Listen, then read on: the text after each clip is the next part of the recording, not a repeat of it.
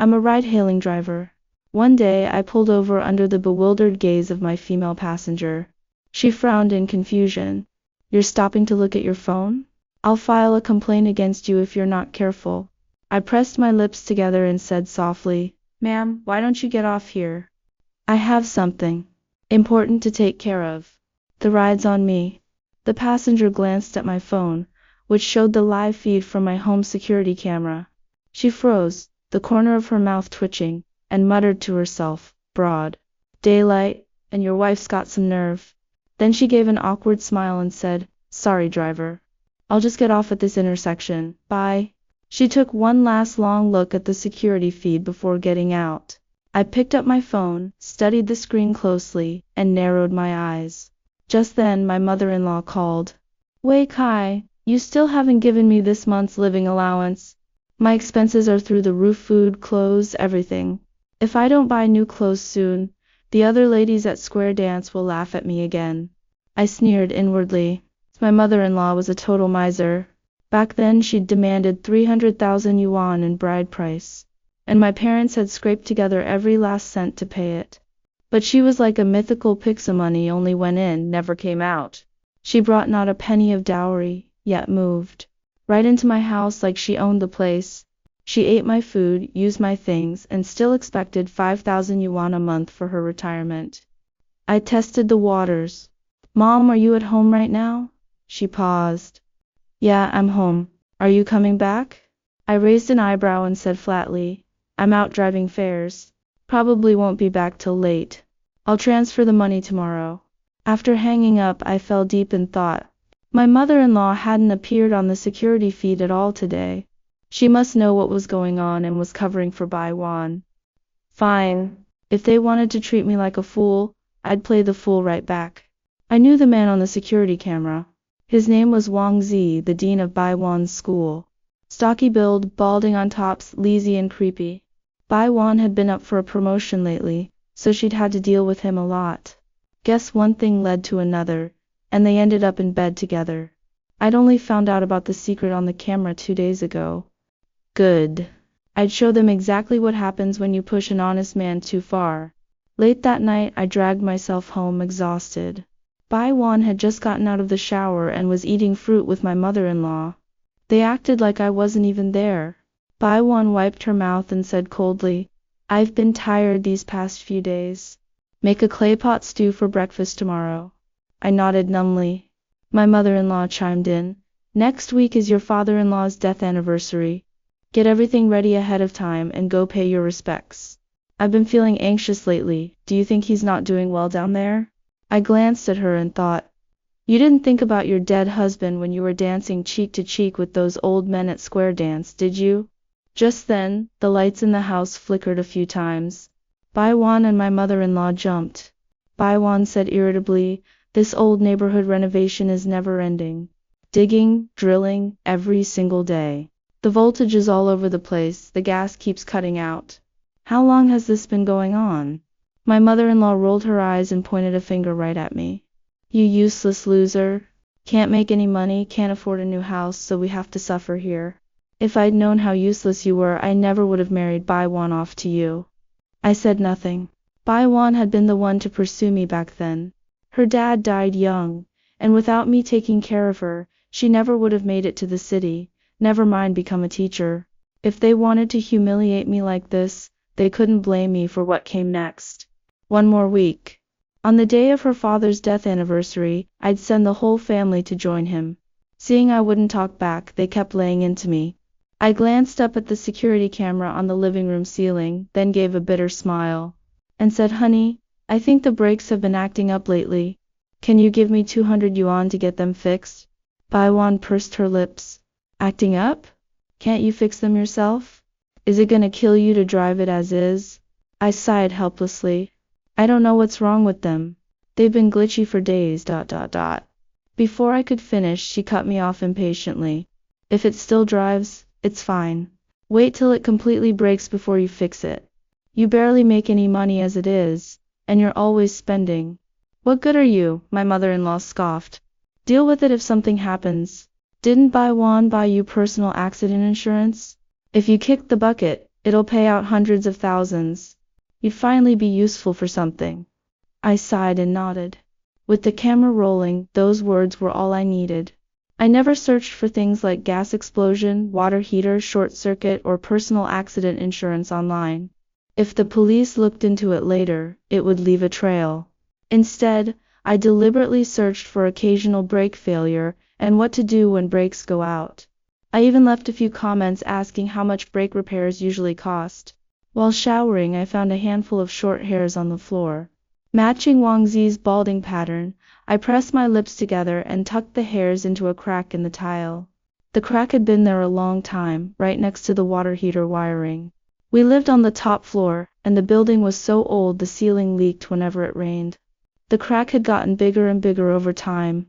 Through it I could vaguely see the wiring inside, moldy and frayed. I checked my phone.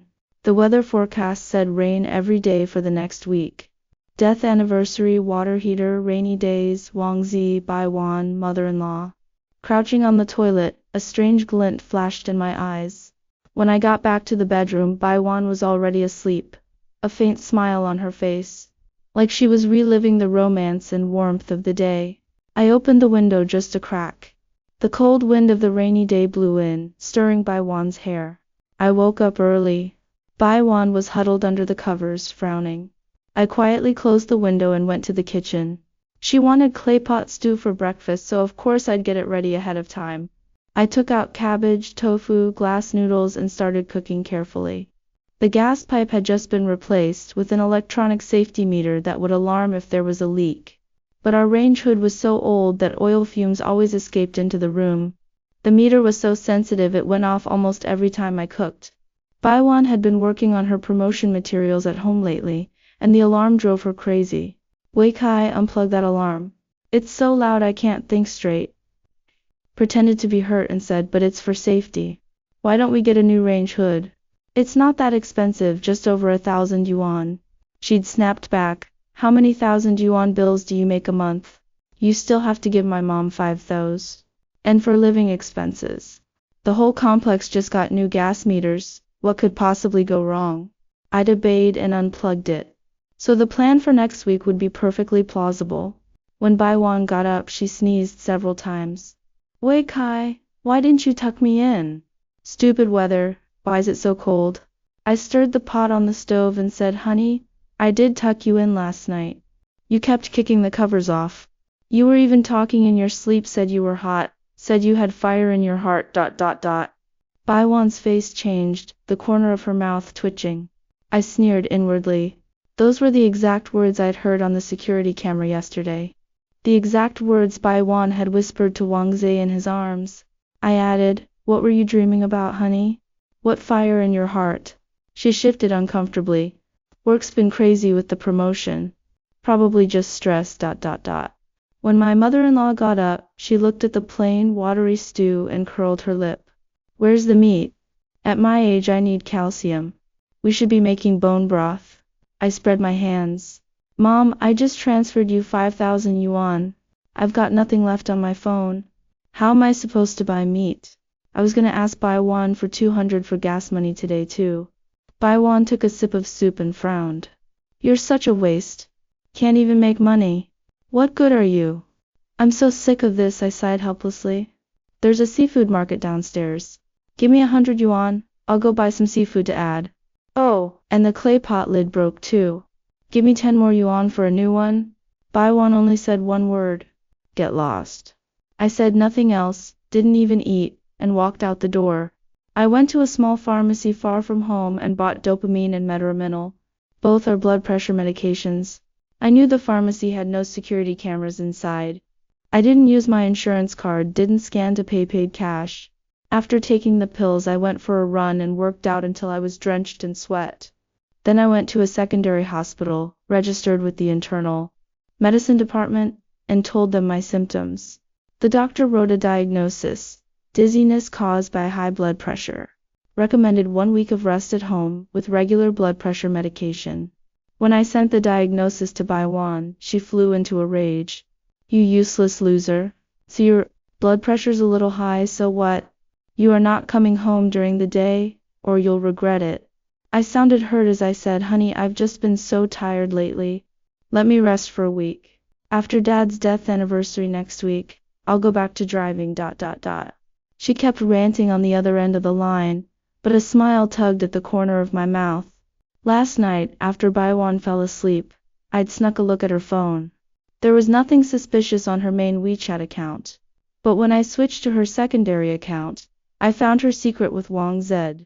They'd started flirting a year ago and gotten serious 6 months ago. From the chat logs, I learned that Wang Zi was terrified of his wife. They had no kids, but he was deathly afraid of her. Wan, we can't check into hotels and leave a paper trail. If my wife finds out, I'll leave with nothing. Wait till I find the right time to divorce her, then we can be together forever. Bai Wan had replied, when are you gonna divorce her? I'm so sick of that loser Wei Kai already. Wang Zhe sent a voice message. Soon, I promise. I'm sick of my old ball and chain too. A hen that can't lay eggs. And she still dares to talk back to me? By the way, did you take care of the brakes? Do you think he'll actually have an accident on your dad's death anniversary? Bai Wan said dismissively, there's a sharp curve on the way up to the gravesite. Hardly anyone drives there. I already tampered with the mountain road ahead of time. With his brakes messed up, he's as good as dead. Didn't you tell me to get him personal accident insurance? Perfect, once he's dead, I'll have all the money I need. Hee, that's my girl. Once he's gone, I'll divorce my wife. We'll be together every single day. Reading those horrifying words, my heart raced.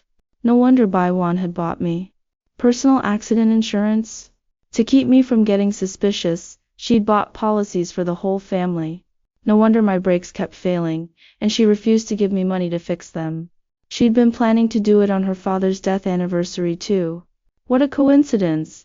I'd been planning to strike that exact same day. So I'd gotten up early to go to the hospital for tests. After taking the medication, my blood pressure came back high. I needed rest at home. That way they couldn't carry on their little affair at home all week. And I'd make sure they had no meat to eat all week, leaving them craving and frustrated.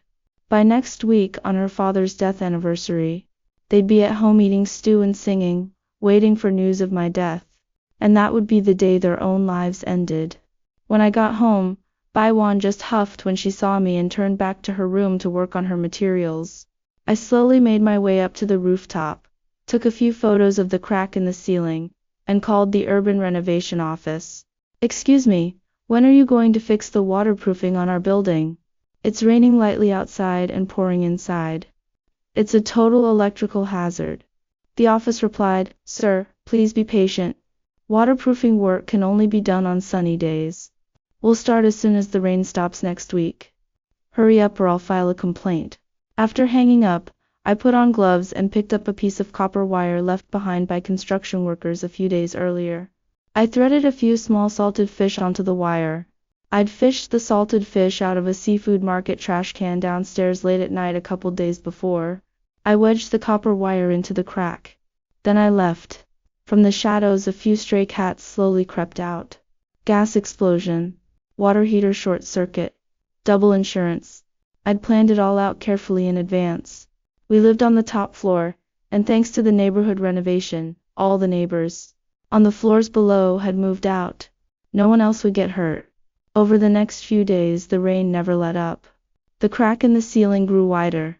After the stray cats dragged away the salted fish, the copper wire slid slowly down the wall, inching closer to the water heater.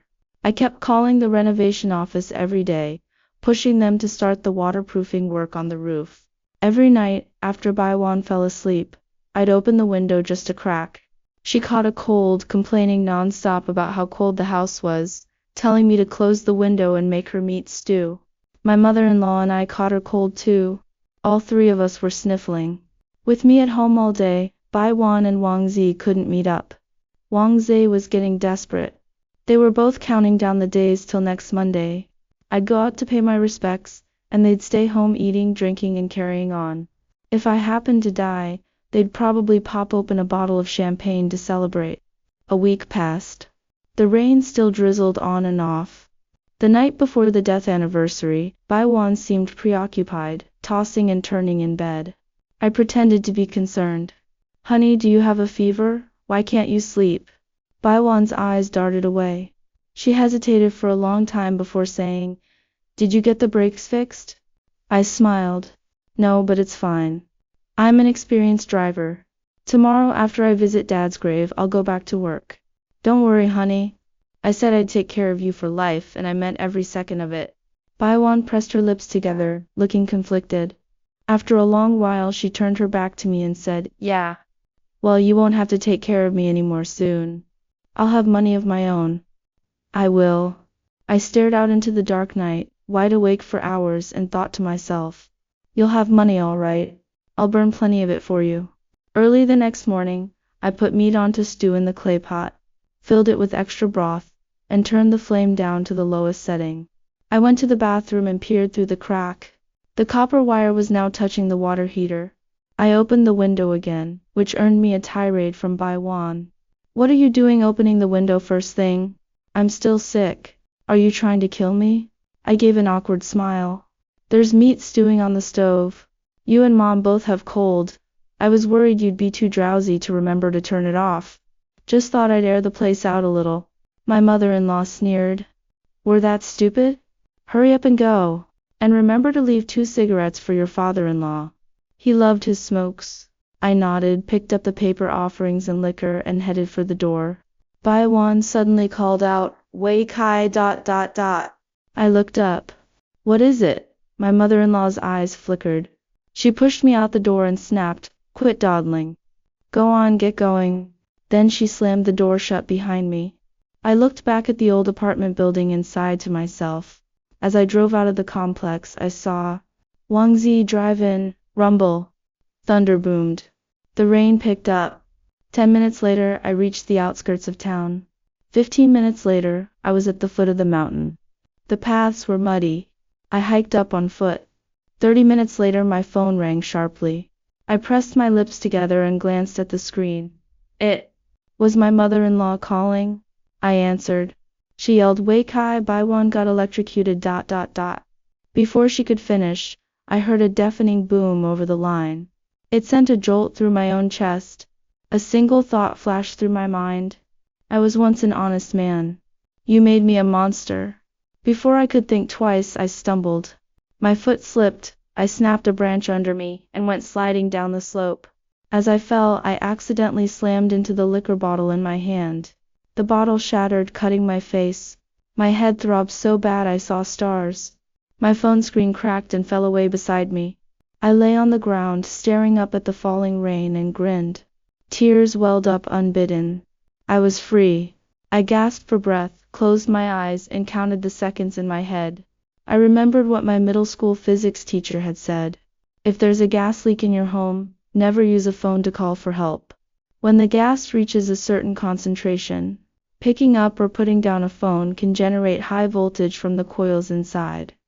Every number you dial creates a tiny spark. Those invisible sparks can easily ignite the gas and cause an explosion. Buzz, buzz, buzz. About 20 minutes later, the phone beside me started ringing. I kept my eyes closed and didn't answer. I didn't even check who was calling. A man who's passed out doesn't answer his phone. Once, twice, 3 times. I never picked up. I waited for about 2 hours. I was soaked through, and the cuts on my face and head had gone numb. Then I heard voices. His car's at the bottom of the mountain. The phone GPS puts him somewhere around here. Hurry up and look ... over here on the slope. Quick, he looks like he passed out from the fall. Weak as I was, I finally let out a breath when I heard them, and truly blacked out. When I woke up again, I was in a hospital bed, my head wrapped in bandages. Several medical staff and police officers stood beside me. I asked weakly, "What happened? Why am I here?" The doctor looked hesitant. "You fell down the mountain. Mild concussion. You were out for about 7 hours." I stared at the night outside the window and tried to sit up. "No, I have to go. Today's my father-in-law's death anniversary. I haven't paid my respects yet. My wife's gonna kill me ... As we talked, the 2 police officers watched me closely. One middle-aged officer narrowed his eyes and said, "Wei Kai, I'm very sorry to tell you this. While you were out visiting the grave, something happened at your home. Your wife Baiwan was electrocuted in the bathroom ... He watched my expression the whole time. When he saw my shock, he went on. Then there was a gas explosion. Your mother-in-law was killed instantly. Baiwan is in the IQ next door being treated right now. My eyes went wide. My mouth fell open, but only strangled sounds came out. When people are truly shocked and grief-stricken, they can't speak. I stumbled out of bed and stood dazed in the hospital hallway. Then I suddenly ran like a madman to the ICU next door. Through the glass, I watched Baiwan lying lifeless on the bed, tubes sticking out of her everywhere. I pounded on the glass, screaming and sobbing at the top of my lungs like a man truly broken by despair. The police and doctors told me to calm down and brought me water. The doctor sighed. Baiwan suffered organ failure from the electrocution first, then the explosion. It's a miracle she's held on this long. You need to stay calm. Your concussion still needs treatment. I croaked. What about my mother-in-law? The doctor pressed his lips together. She was blown out of the building in the explosion. She's in the morgue now.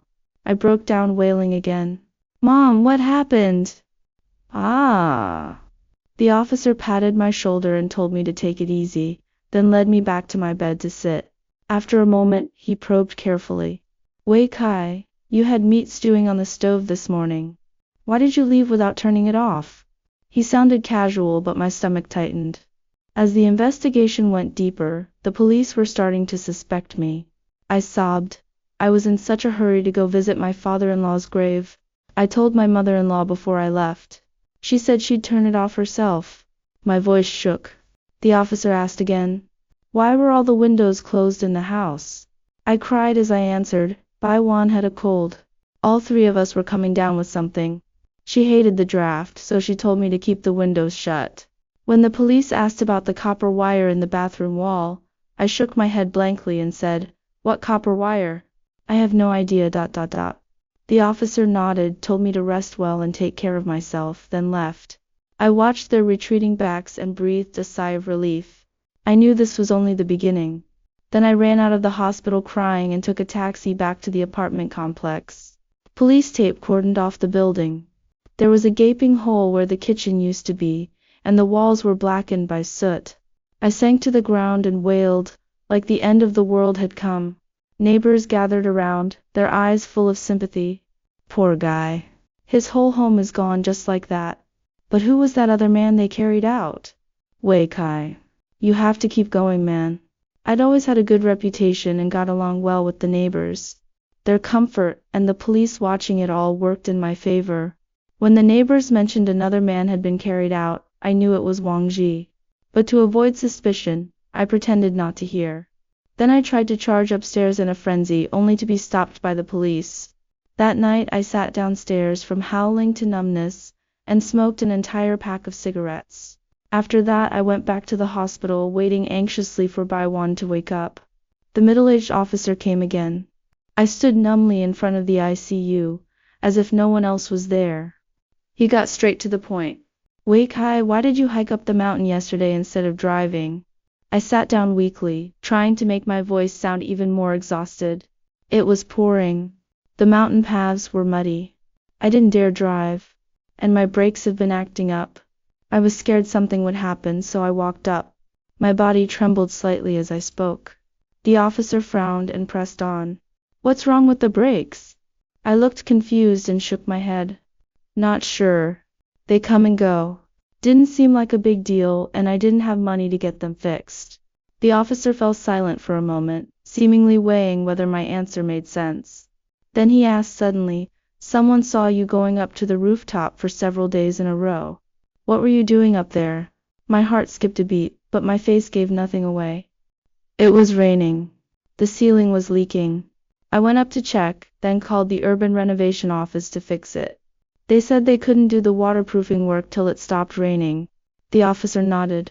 I knew he'd probably pulled the call recordings from the renovation office to verify my story. My heart raced involuntarily, but I forced myself to stay calm. The officer stood there, watching me quietly, as if studying my expression and reactions. After a while, seemingly finding nothing out of the ordinary, he turned to leave. But just as he reached the door, he stopped and said casually, Actually, there was another person who died in your home yesterday. My eyebrows lifted slightly. I kept my emotions in check and asked blankly, another person? Ooh. My eyes were full of confusion and surprise, as if I truly knew nothing about it. The officer stared at my face, trying to find some clue in my expression. A colleague of Baiwan's from school, he said slowly. I froze. A colleague? I didn't know any colleague was coming over. The officer didn't answer my question. He just patted my shoulder and left again. The autopsy report for my mother-in-law came back. Her death was indeed ruled a fall from the building caused by the explosion. She could be cremated in 2 days. On the third night, Baiwan finally woke up. But the doctor shook his head and told me her vital signs were fading fast. I should go in and see her one last time. I stumbled into the ward, clutching Baiwan's hand tightly, tears streaming down my face. The doctor was at the door, and there were no security cameras in the room. I could properly say my goodbyes to Baiwan. She asked weakly, Wei Kai. Where's my mom? Shook my head through my tears. She's gone, Wanwan. Baby, you have to get better. What am I supposed to do without you? Tears streaked Baiwan's face. Suddenly she trembled and said, Wang Ji is dead too, isn't he? My eyebrows lifted. A strange glint flashed in my eyes. When I said nothing, she gave a bitter laugh and murmured, After all these years of marriage, we know each other. Before, when you looked at me, your eyes were full of love. But lately, they've been full of hate. Bai Wan suddenly grabbed my hand and cried, Wei Kai, I was wrong. What happened with Wang Zed? It started at a work party. I drank too much, and he took advantage of me. He took photos. I was too scared to say anything, and then one thing led to another, I said flatly, led to plotting to kill me for the insurance payout? Baiwan laughed bitterly. I lost my mind. My mom gambled online, lost all our savings, and owed loan sharks. Wang Zhe talked me into it, said if you died, we could live a good life. Hey, I was so stupid, I said nothing. Baiwan shook her head. I'm dying. I'm not trying to clear my name. I deserve this. Wei Kai, how did you do it? I leaned down and whispered in her ear, old neighborhood renovation. Leaking ceiling. A copper wire just happened to fall into the crack. Some small fish just happened to be caught on the wire. Stray cats came for the fish, ate them clean, and the wire slid down into the water heater wiring. Then you two were in the bathroom. And got electrocuted by accident. Baiwan's eyes went wide. I went on, my voice low and cold as a devil's. After you were electrocuted, Mom panicked and called me. But you had a cold, so the windows were closed. The clay pot on the stove had no lid. There was just so much broth in it that day it boiled over, put out the flame, and gas leaked out. Baiwan's breathing grew ragged. I didn't stop. The moment Mom dialed my number, an invisible spark from the phone ignited the gas. Boom! And it was all over. Baiwan stared, gasping for air for a long time, a flush rising to her face. Finally she said weakly, Wei Kai, you really are a monster. I calmed myself before speaking again. Everyone has a monster inside them. Yours was let out by Wang Zhe. Mine? You let it out yourself. A long, steady beep filled the room. The heart monitor went flat. I collapsed over her body, sobbing uncontrollably. Rest in peace, my once beloved. That night, the police came for me again. This time I was taken to the police station. I put on a confused look and asked, Are you interrogating me? Why, he sighed. Just routine questioning. Don't be nervous.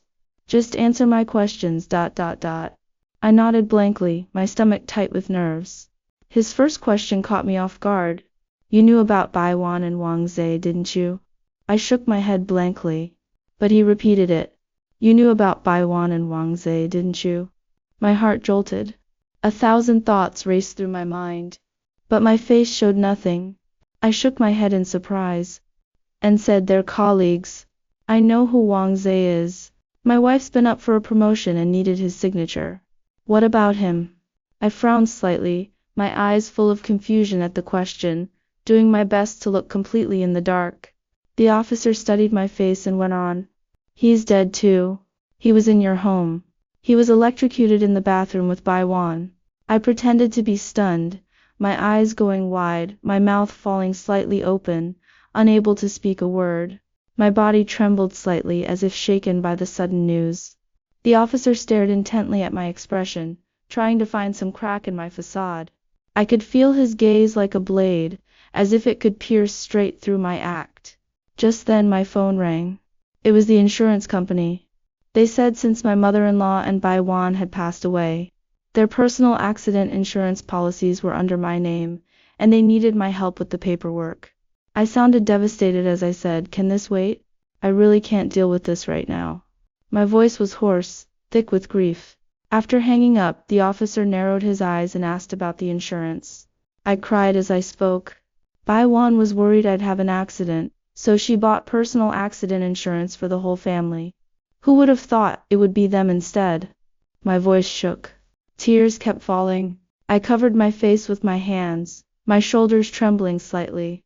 The officer was silent for a long time, then asked, "Did you know there are security cameras in the house?" My heart sped up instantly. I know. My mother-in-law had them installed for theft prevention. But she said I shouldn't look at them. She's a woman, and it felt inappropriate for me to watch. The officer nodded, then sighed. I asked back, "What about the cameras?" The officer sounded almost sympathetic as he said, "The footage recovered part of what happened. I shouldn't tell you this, but you deserve to know. Bai Wan and Wang Zhe were having an affair."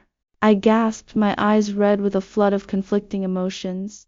I mumbled to myself, "Baby, that can't be true, can it? No way. I treated you so well. How could you be with Wang Zhe?" "It's not true. It can't be." Seeing me growing delirious, the officer pressed his lips together and asked, "You really had no idea about their relationship?" I shook my head. I truly didn't. I'm out driving every day making money. I knew she's been busy with the promotion, and I loved her so much. I never doubted her for a second. The officer nodded, then abruptly changed the subject. "Any family history of medical conditions? Why was your blood pressure high recently?" I shook my head and said, "My family died young. No history of genetic conditions. I just haven't been making much money lately, lots of stress." Ooh, why does everything bad have to happen to me? In the end, the officer let me leave, clearly unsatisfied. On the day of my mother-in-law and Bai Wan's cremation, the sky hung heavy and dark, as if it might pour at any moment. I stood outside the crematorium, watching the flames rise, a thousand thoughts swirling in my head. My mother-in-law's greed, Bai Wan's betrayal, Wang Zi's scheming, they were the ones who drove me to this. Yet the moment their bodies were pushed into the furnace, a flicker of guilt and unease still welled up inside me. Had I won? It didn't feel like it. Just as I'd thought before, I was once an honest man. "You made me a monster." Just then, the middle-aged officer arrived in plain clothes. He looked at me with mixed emotions in his eyes and told me to take care of myself and my grief. Then he pulled out the chat logs between Bai Wan and Wang Zhe and handed them to me. I took the logs, my hands trembling slightly. Reading the horrifying words on the page, I put on a look of shock, my eyes wide, my mouth slightly agape. They were going to kill me? Tamper with my brakes, then collect the insurance money? My voice shook as I spoke, my face twisted with terror. My whole body trembled slightly, as if overwhelmed by the sudden revelation. Inside, I breathed a quiet sigh of relief. As far as the police were concerned, I was finally in the clear. They'd already ruled Bai Wan and Wang Zi's deaths an accident, and I was the victim of this tragedy. The officer nodded, then sighed and said, "The small fish on the copper wire knocked loose by stray cats, sliding into your wall by accident. Bai Wan and Wang Zhe electrocuted in the bathroom. The clay pot on the stove, the closed windows, your mother-in-law's phone call. Every piece fits. Tight logic, no loose ends. Hard to believe you're just a ride-hailing driver." I said nothing, watching as his composure slowly frayed. He had heavy dark circles under his eyes, a thick layer of stubble, and messy, unkempt hair. He lit a cigarette and said flatly, "I remember something my criminal law professor said back in college that stuck with me. When countless accidents all line up perfectly, it's not an accident anymore." He looked at me, and I looked back. I said nothing, just stared back calmly. He shrugged, sighed again and said, take the insurance money and leave this city. Start over. Not everyone is out to get you. Suddenly he leaned down and whispered in my ear, you did good. Almost perfect. But damn, I hate that I can't prove it. A chill ran down my spine. Then he added, Wang Ji's wife is outside. She wants to meet you. I frowned. Wang Zi's wife? What did she want with me? I knew I couldn't refuse. I followed the officer outside. When I saw the woman standing by the entrance, I froze completely. Her gaze was calm, unhurried, but the faint smile on her lips sent a shiver down my spine. I stood there rigid as if rooted to the spot. The woman shook my hand and said, I'm sorry for all the trouble Wang Zi caused your family, but I'm also relieved we both made it out alive. He was planning to drug me too, make it look like an accident. I nodded numbly, not knowing what to say, my mind going completely blank. The woman gave me one long, searching look, then left the crematorium. I stared at her back, lost in thought. She was Wang Zi's wife. She was the female passenger I'd picked up that night. And she was the only loose end in my perfect crime. This story warns people never to take private revenge after betrayal and harm. The ride-hailing driver endured his mother-in-law's exploitation and his wife's infidelity for a long time. The couple even plotted a car accident to kill him for insurance money. Filled with hatred, instead of seeking legal protection, the protagonist carefully staged a series of accidents that killed his wife, mother-in-law, and the lover. Seemingly flawless retaliation actually constituted serious crimes. Hatred will devour one's heart endlessly. Fighting evil with evil can never bring real relief. When betrayed or schemed against in life, we should safeguard our rights through legal channels, restrain extreme vengeful thoughts, and abide by the law. Giving in to rage for a moment will ruin one's entire life.